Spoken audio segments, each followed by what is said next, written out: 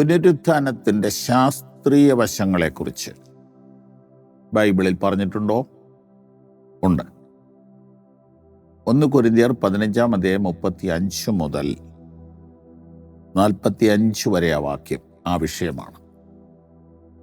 പക്ഷേ ഒരുവൻ മരിച്ചവൻ എങ്ങനെ ഉയർക്കുന്നു എന്നും എങ്ങനെയുള്ള ശരീരത്തോടെ വരുന്നു എന്നും ചോദിക്കും. മൂഢ, നീ വിതയ്ക്കുന്നത് ചത്തില്ല എങ്കിൽ ജീവിക്കുന്നില്ല. പൗലോസ് അപ്പോസ്തലൻ ഈ വിഷയത്തിൽ ആധികാരികമായ പഠനവും ദൈവിക ജ്ഞാനവും ലഭിച്ചതുകൊണ്ട് ഭൂമിയിലെ ശാസ്ത്രജ്ഞന്മാരെ, സയൻറ്റിസ്റ്റുകളെ മൂഢ എന്ന് വിളിക്കുകയാണ്. മൂഢ, നിനക്ക് സയൻസ് അറിയാലോ, നീ ഭൂമിയിലേക്ക് വിതയ്ക്കുന്ന വിത്തുകൾ അത് ചത്തുപോവുകയാണ്, അഥവാ ദ്രവിച്ചു പോവുകയാണ്. പക്ഷേ അതിൽ നിന്നൊരു മുള പൊട്ടി പുറപ്പെടും. ആ മുള വലുതാകുമ്പോൾ നീ വിതച്ചതിനേക്കാൾ മികച്ചത് അതിൽ നിന്നുണ്ടാകും. ഇതൊരു ശാസ്ത്രമാണേ. സസ്യങ്ങൾ, വൃക്ഷങ്ങൾ, ഇതിൻ്റെയൊക്കെ വിത്തുകൾ ഭൂമിയിലിട്ടാൽ അതിൻ്റെ മുളയ്ക്കുന്നതിൻ്റെ കാലാവധി വ്യത്യാസമില്ലേ? നാളികേരം എന്ന് പറയുന്ന സാധനം കേരളത്തിൻ്റെ സ്വത്താണ്. ഇതിൻ്റെ വെളിച്ചെണ്ണ നമ്മൾ ഉപയോഗിക്കുന്നു, കുറച്ച് പേർക്കൊക്കെ നാളികേരം ഉപയോഗിക്കാൻ കിട്ടുന്നുണ്ട്.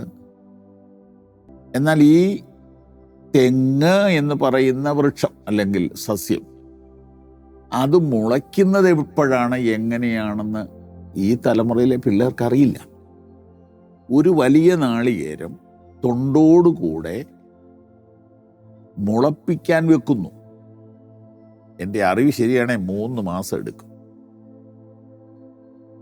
അങ്ങനെ ഇരിക്കുമ്പോൾ ആ നാളികേരത്തിൻ്റെ ആ ഒരു സെൻറ്റർ, ആ അറ്റത്ത് നിന്ന് ഒരു പച്ച നിറത്തിലൊരു മുള കയറി വരും. ആ തേങ്ങയുടെ തൊണ്ടിൻ്റെ പുറത്തൂടെ വേര് താഴോട്ട് ഇറങ്ങി വരും. കുറച്ച് ദിവസം കഴിയുമ്പോൾ ആ വെച്ച തേങ്ങ നശിച്ചു പോകും. തെങ്ങുണ്ടാവും, തേങ്ങ ഉണ്ടാവില്ല. പക്ഷെ ആ തെങ്ങിൽ നിന്ന് പിന്നെ 1, 2, 3, 100, 200, 300 നാളികേരം ഉണ്ടാവും. അപ്പം ഈ സയൻസ് നിങ്ങൾ അംഗീകരിക്കുന്നോ? പയറ് മണ്ണിലിട്ടാൽ 3 ദിവസം കഴിയുമ്പോൾ മുളയ്ക്കും. നാളികേരം മണ്ണിലിട്ടാൽ 3 മാസം കഴിയുമ്പോൾ മുളയ്ക്കും.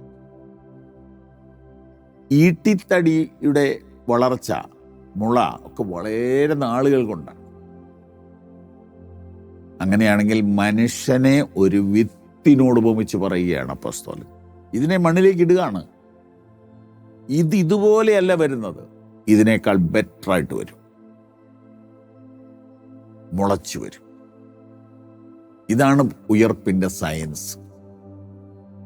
അപ്പോൾ ഈ ലോകത്തിലുള്ള എല്ലാ സെമിത്തേരികളിലും ഈ വിത്ത് ഞങ്ങൾ ഇടുകയാണ്. കർത്താവിൻ്റെ കാഹളം ധ്വനിക്കുമ്പോൾ ഇത് ഉയർക്കും. ഇടി വെട്ടുമ്പോൾ ചില പ്രത്യേക സസ്യങ്ങൾ മുളയ്ക്കുമെന്നാണ് പറയുന്നത്, കൂണുകൾ മുളയ്ക്കുമെന്നാണ് പറയുന്നത്. അങ്ങനെയാണെങ്കിൽ കാഹളത്തിൻ്റെ ശബ്ദം കേൾക്കുമ്പോൾ മണ്ണിൽ അടക്കിയ വിശുദ്ധന്മാർ പുറത്തേക്ക് വരും. ഇതൊരു സയന്റിഫിക്കാന്നാ പൗലോസ് പറയുന്നത്. ഒന്ന് കേട്ടു. നീ വിതയ്ക്കുന്നത് ഉണ്ടാകുവാനുള്ള ശരീരമല്ല, ഗോതമ്പിൻ്റെയോ മറ്റ് വല്ലതിൻ്റെയോ വെറും മണി എത്രേ വിതയ്ക്കുന്നത്. ദൈവമോ തൻ്റെ ഇഷ്ടം പോലെ അതതിന് ഒരു ശരീരവും ഓരോ വിത്തിന് അതതിൻ്റെ ശരീരവും കൊടുക്കുന്നു. പല വിത്തുകൾക്ക് പല ബോഡിയാണ്, പല ഷെയ്പ്പാണ്, പല ഇലയാണ്, പല കാലഘട്ടമാണ്. അപ്പം 100 കൊല്ലമോ 1000 കൊല്ലമോ 2000 കൊല്ലമോ കഴിഞ്ഞവർക്കും ഉയർക്കാം എന്ന വേദപുസ്തകത്തിൻ്റെ ശാസ്ത്രം പറയും. ഇതാണ് ഉയർപ്പിൻ്റെ സയൻസ്. ഇത് വിശ്വസിക്കുന്നവർക്ക് വേണ്ടിയുള്ളതാണ് ഈ പുസ്തകം.